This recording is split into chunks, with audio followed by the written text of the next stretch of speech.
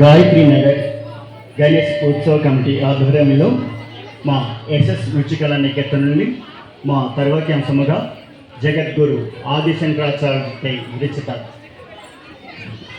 లింగాష్టకం ఈ నృత్యాన్ని మా చిరంజీవులు ప్రదర్శిస్తారు.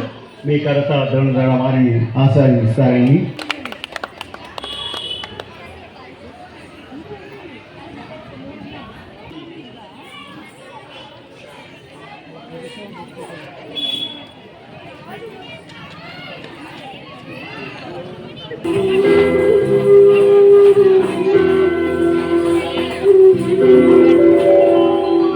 ब्रह्ममुरारिसुरार्चितलिङ्गं निर्मलभासितशोभितलिङ्गम् जन्मजदुःखविनाशकलिङ्गं तत्प्रणमामि सदा शिवलिङ्गम् देवमुनिप्रवरार्चितलिङ्गं कामदहन करुणाकरलिङ्गम् रावणदर्पविनाशकलिङ्गं तत्प्रणमामि सदा शिवलिङ्गम्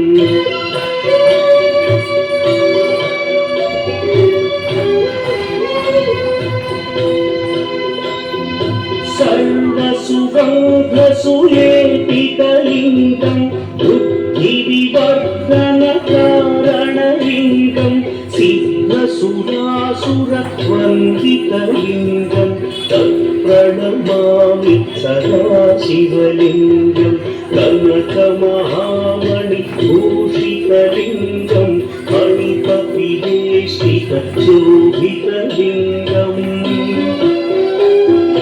दक्षसुयज्ञविनाशनलिङ्गं तत्प्रणमामि सदा शिवलिङ्गम् कुङ्कुमचन्दनलेपितलिङ्गं पङ्कजहार सुशोभितलिङ्गम् सञ्चितपापविनाशनलिङ्गं तत्प्रणमामि सदा शिवलिङ्गम्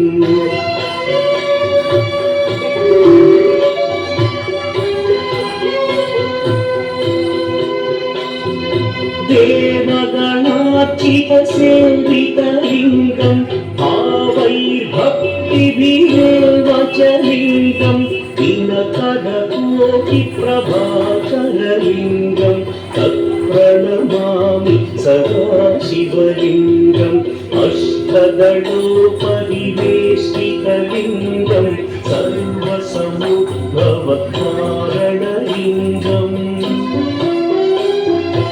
अष्टदरिद्र्यविनाशनलिङ्गं तत्प्रणमामि सदा शिवलिङ्गम्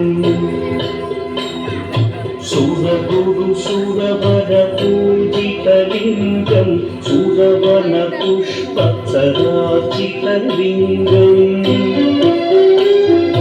परमपदं परमात्मकलिङ्गं तत्प्रणमामि सदा शिवलिङ्गम् लिङ्गाष्टकमिदं पुण्यं यः पठेच्छिवसङ्गीतम् शिवलोकमवाप्नोति शिवेन सह मोदते।